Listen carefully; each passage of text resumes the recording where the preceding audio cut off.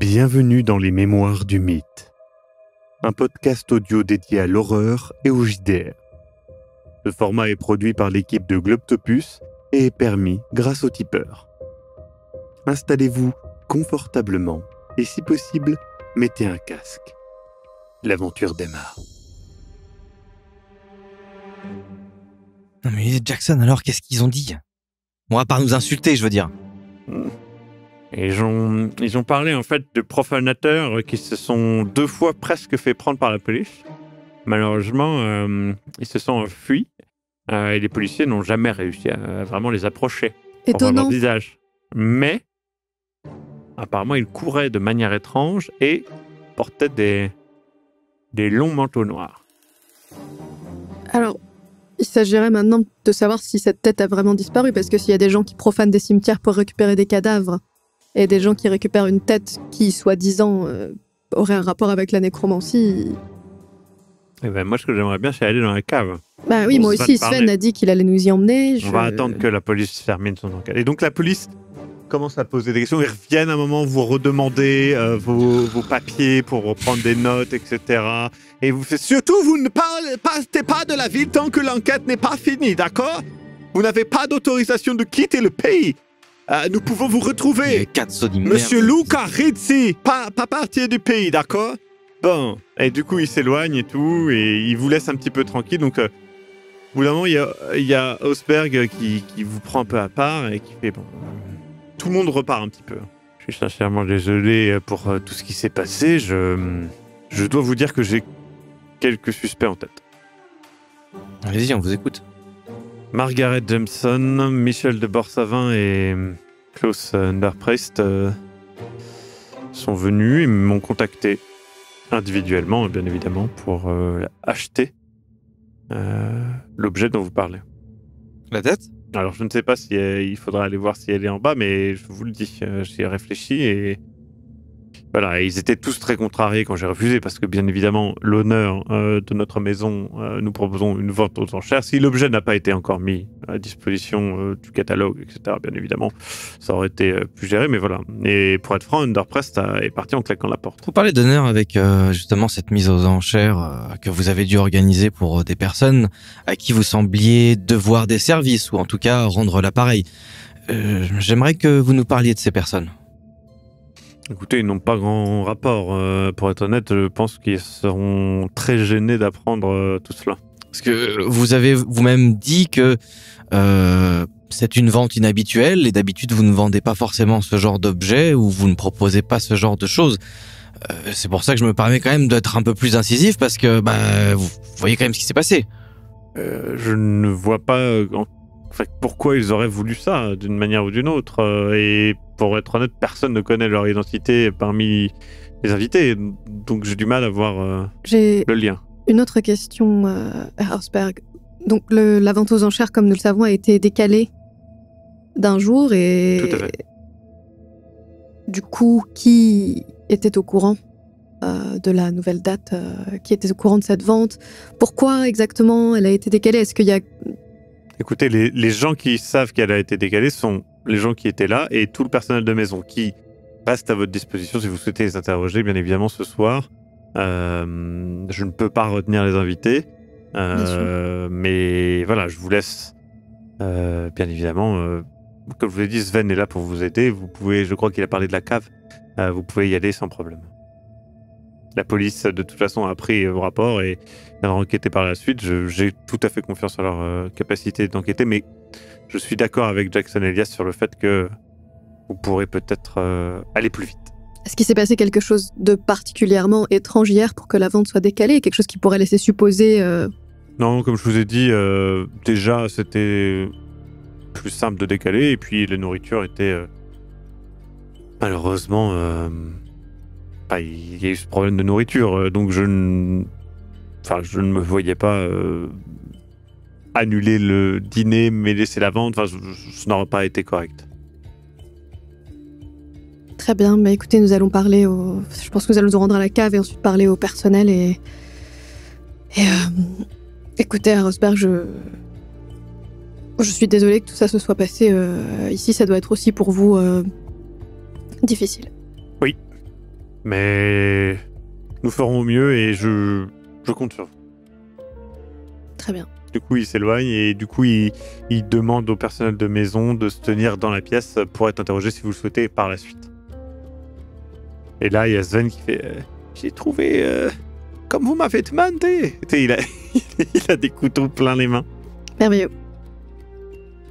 Je pense que de toute façon, les coupables ont largement eu le temps de s'échapper, mais on n'est jamais trop prudent. Je propose qu'on en finisse avec ça et qu'on aille voir à la cave. Peut-être qu'on peut dire au personnel de revenir d'ici 20 minutes, histoire qu'il ne reste pas... Oui. De toute façon, vous savez, nous sommes payés, hein, donc bon. Oui, mais ils ont peut-être autre chose à faire ou envie de se reposer un peu après cette journée éprouvante. Ils peuvent revenir dans 20 minutes, prendre une pause, je ne sais pas. Cette fois, il est un peu dubitatif en tant que lui aussi, assistant et compagnie, est en mode du temps pour eux-mêmes, d'accord. Sven vous amène à la cave et donc il ouvre la cave de la chambre verte, dédiée à la chambre verte. Et dedans, vous pouvez voir que il y a un tunnel qui a été creusé dans le mur extérieur de la cave, donc qui donne vers l'extérieur de la maison, qui est à moitié écroulé. Il y a des grands vérins qui repoussent des barres de renforcement en fer. Enfin, l'ouverture est vraiment très récente. Il y a des traces qui partent de l'ouverture donc du mont de charge qui est fermé, puisque vous l'avez fait remonter, et qui vont clairement vers ce tunnel tout nouvellement creusé. Et donc Sven est vraiment un peu étonné de voir ça. Hein. Il est en mode, mais il n'y avait pas de tunnel. Attends. Comment c'est ça très récent. Ben, j'y suis allé il y a... J'y suis allé hier. Il n'y avait pas ce tunnel. Et donc ça a été creusé cette nuit. Ben, je pense que ça a été creusé... Enfin, peut-être même aujourd'hui, oui. Il y a des gens qui sont dans le manoir. Enfin, nous n'allons pas dans la cave tout le temps. La cave est un endroit de stockage. Je m'avance vers l'ouverture. Forcément, quelqu'un a entendu ça. Je ne sais pas. Écoutez, je suis aussi surpris que vous. Donc, tu t'avances vers l'ouverture, Lucas. Moi aussi. Hein. Oui, moi pareil, forcément, je suis le mouvement. Il est, comme je vous l'ai dit, à moitié écroulé. Il faudrait le dégager. Ce qui va prendre un certain temps. Plusieurs heures, certainement, pour dégager l'ouverture, mais c'est faisable. Est-ce qu'on peut regarder dans la pièce s'il y a quelque chose qui a été laissé derrière, quelque chose qui serait tombé, quelque chose d'inhabituel? Déjà, il y a toujours l'odeur douce amère dans cette pièce que vous sentez. Et encore une fois, il n'y a aucune trace de la tête. Et les autres objets? Les autres objets, comme l'avait dit Célia, ils étaient en haut.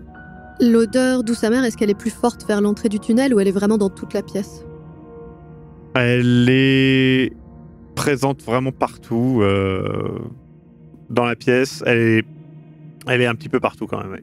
Les traces qui vont du tunnel vers le mont de charge ou l'inverse. Justement, j'arrive à déterminer dans quel sens elles vont, comment elles... clairement, elles vont du mont de charge au tunnel. Et c'est des traces de sang. C'est des traces de sang, on est d'accord? Et elles s'effacent au fur et à mesure. Ouais. C'est vraiment la fin des traces de sang. Je regarde si c'est des chaussures ou si c'est pieds nus. On pourrait voir la différence. Tu pourrais pas dire. Mais on suppose toujours que c'est plus d'une personne. Bah, toi, oui, puisque t'as cherché, eux, non. Bon, de toute façon, clairement, des réponses se trouvent par là. Sven, allez chercher des gants, allez chercher des outils, on va s'occuper aller chercher des gens, surtout, on peut peut-être parler à certaines personnes pendant que d'autres dégagent le tunnel. Vous voulez vraiment marcher là-dedans? Il est un peu... Mais écoutez, clairement, je veux dire, c'est clairement inhabituel ce qui se passe ici, et si on va dans ce chemin, dans le sens inverse, on trouvera sûrement des réponses. Il se fait tard, est-ce qu'on peut peut-être faire dégager le chemin, interroger les gens qui restent et... Oui, vous pouvez, je peux, mais d'abord il va falloir... je peux pas demander à des gens qu'on doit interroger de faire ça, et c'est soit l'un soit l'autre, on peut les dégager au fur et à mesure, oui, voilà. Très bien, très bien. Et je pense prévenir Herr Hausberg aussi de ce qu'on vient de découvrir, je pense qu'il aimerait savoir qu'il y a un tunnel dans sa cave.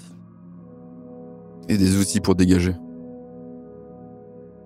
Du coup, vous interrogez peu à peu les différents domestiques.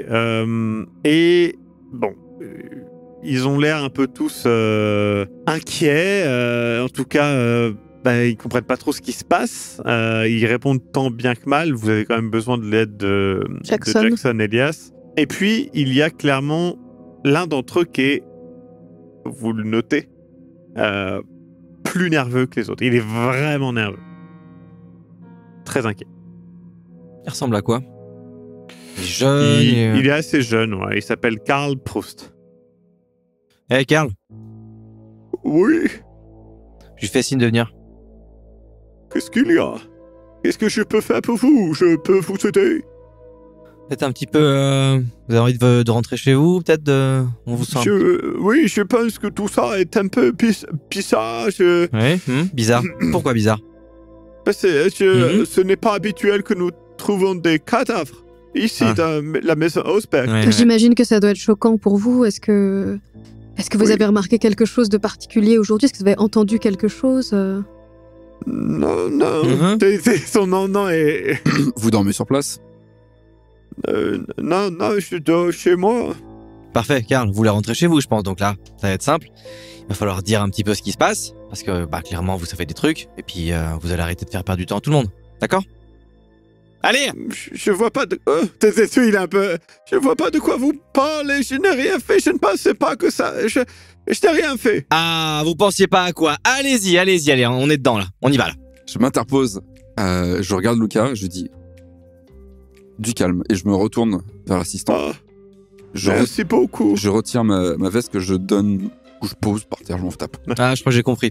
Je lui prends sa veste, tu sais... Je remonte mes manches. Je m'interpose. Non, mais... Je me mets devant et je dis, écoutez, vous n'avez rien fait et on vous croit, mais c'est pas ce que vous avez fait qu'on veut savoir, c'est ce que vous savez. Parce que là, comme vous l'avez dit, vous savez quelque chose, car il y a un cadavre ici et... Non, je n'aimerais pas Je ne suis pas responsable de ça, bien sûr. Ah, c'est qui le responsable alors? Personne, bien sûr.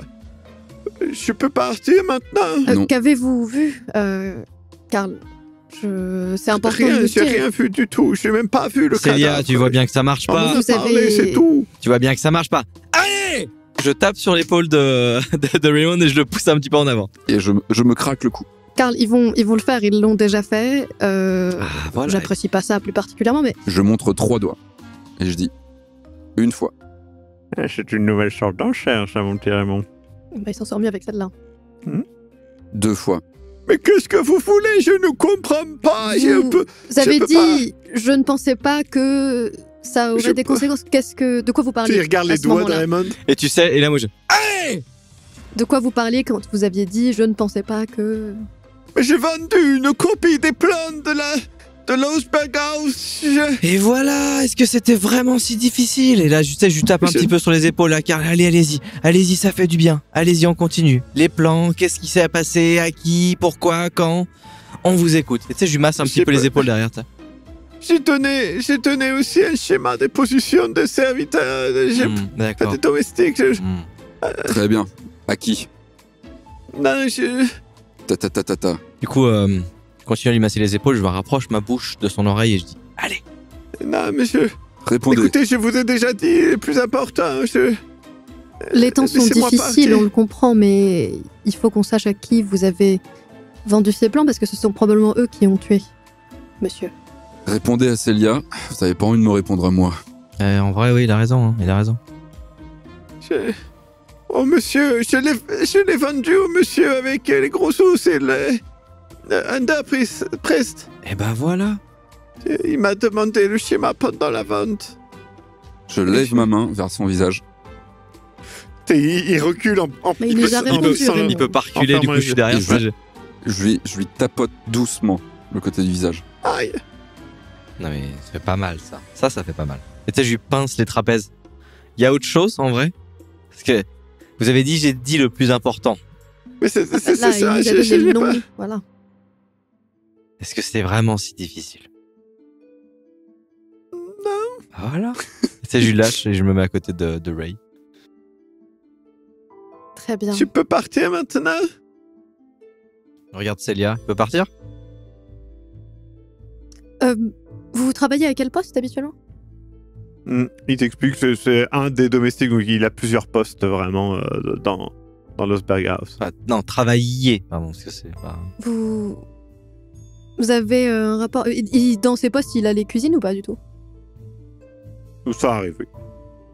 Je lui demande s'il sait ce qui s'est passé avec le repas hier, et ce qui a annoncé ça, et il explique qu'il n'est pas tout à fait au courant, mais qu'effectivement, il y a eu une livraison et plusieurs des mets, en fait, avaient pris un coup de chaud, quoi, et du coup, étaient pas comestibles, enfin, peut-être comestibles, mais pas visuellement satisfaisants, en tout cas. Karl, Très bien, je vérifie juste. Karl, c'est cette odeur un petit peu...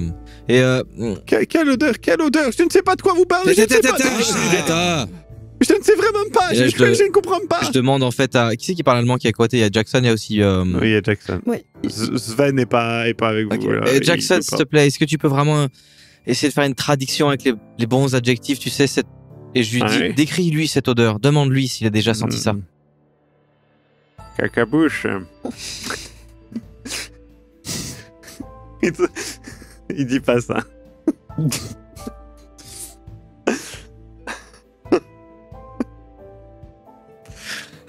Luca Cacabouche Rizzi. Luca Cabouche. Luca Cabouche. Parfait. Cabouche, Cacabouche, Rizzi. Luca Cacabouche, Rizzi. Donc, il ne dit pas ça, je précise. Et il fait... il lui parle un petit peu en allemand et tout, l'autre répond, et il fait... Ah, il a vraiment pas l'air de savoir de quoi vous parlez, il a pas chanté l'odeur, il a pas vu des cadavres et tout ça. Très bien, mais laisse-moi... Il est vraiment en train de supplier. Pas de souci, laissons-le partir. Bon, est-ce qu'on va aller confronter ces chers... Ah bah ils sont partis les invités, donc pour confronter Klaas Underprest, il va falloir le retrouver déjà. Ah bah on va chercher à son hôtel. Ouais, on va peut-être... Il va falloir faire illico presto parce que peut-être qu'il va vouloir se barrer. Bah, déjà pour trouver son hôtel... Je pense que c'est quelque chose qui se trouve assez facilement, non? Enfin, en tout cas... Sven du coup fait... Je peux demander dès demain matin, je peux avoir l'information. Pourquoi dès demain matin? Très bien. Eh bien, parce qu'il est 2h du matin. Oui, je pense que là, comme je vous ai dit, nous ne pouvons pas pousser les choses plus loin. Il est tard. Si vous voulez que demain le tunnel soit dégagé déjà, et ensuite, eh bien, vous aurez l'information. Je pense que c'est une des informations confidentielles que Herr Osberg doit avoir pour avoir envoyé le courrier. Si vous voulez, hein, si vous voulez perdre du temps, pas de problème. Hein. Mais ce n'est pas ma responsabilité, monsieur Rizzi. Tu vois bien que c'est pas la faute de Sven, et en plus, il faut bien dormir à un moment aussi. Ça, c'est juste que je croyais le qu'on manque de allait, sommeil peut faire des erreurs. Déjà que parfois, quand on n'est pas fatigué, on commet des erreurs. Peut-être qu'on va se reposer. Des erreurs à 1500 livres. Je jette un regard complice à Jackson Elias. Je fais comme si je n'avais rien entendu. Allons-y. Mon petit Sven, est-ce qu'on pourra récupérer tout de même nos lots après paiement? Oui, bien sûr, ça sera arrangé par la suite, et je pense même que monsieur Osberg pourra peut-être réorganiser une autre vente. Je ne sais pas si vous serez toujours là, mais pour la suite des biens, je vous passe... vous venez demain et nous réglons tout ça, bien sûr. Parfait. Très bien, vous repartez. Tranquillement dans les rues de Vienne de nuit, qui sont étrangement plus inquiétantes. Plus d'une fois, vous avez l'impression de voir une ombre passer dans une petite rue ou derrière un poteau, et puis vous êtes assez rassuré d'arriver à votre hôtel sans heure. Bon, eh bien, notre plan de demain est fixé. Vous avez une piste, enfin évidemment, Underprest, ça je m'en doute. Mais pourquoi? Qu'est-ce qu'il voudrait là-dedans? Qu'est-ce qu'il a gagné? Ah bah, c'est le problème, on sait pas encore, on va le découvrir. Par contre, ça serait bien aussi d'aller de l'autre côté du tunnel. Hein. Vous êtes sûr qu'il y a quelque chose? Enfin, s'ils ont tout fait sauter. Enfin, on l'aura entendu, hein. ça vaut quand même le coup, non? Et si ça se Au moins trouve, il y a savoir un... où ils mènent. Exactement, un entrepôt, est-ce que c'est autre chose? Est-ce que... Ou juste un moyen de s'échapper, mais au moins on en aura le cœur net. C'est vrai. J'ai l'impression qu'à chaque fois qu'on se retrouve tous les quatre, c'est pas de tout repos quand même. Comme j'expliquais à Luca, je ne vais pas cacher le fait que je m'attendais à quelque chose de... Non, mais pas comme ça. Non, peut-être pas comme ça, mais Ah, c'est pour ça qu'on est tous ici, je pense. tout à fait. Je Ça sais m'a l'air moins dangereux tout de même que le Pérou. Ça. Pas difficile. Attendez, on n'a pas encore mis les pieds dans le tunnel. Hein. Ouais, ça c'est vrai aussi. C'est vrai que le dernier tunnel dans lequel on était ensemble. Enfin bref. On peut éviter, oui, Pasteur, s'il vous plaît. Merci. La bonne nuit. Bonne nuit. Bonne nuit.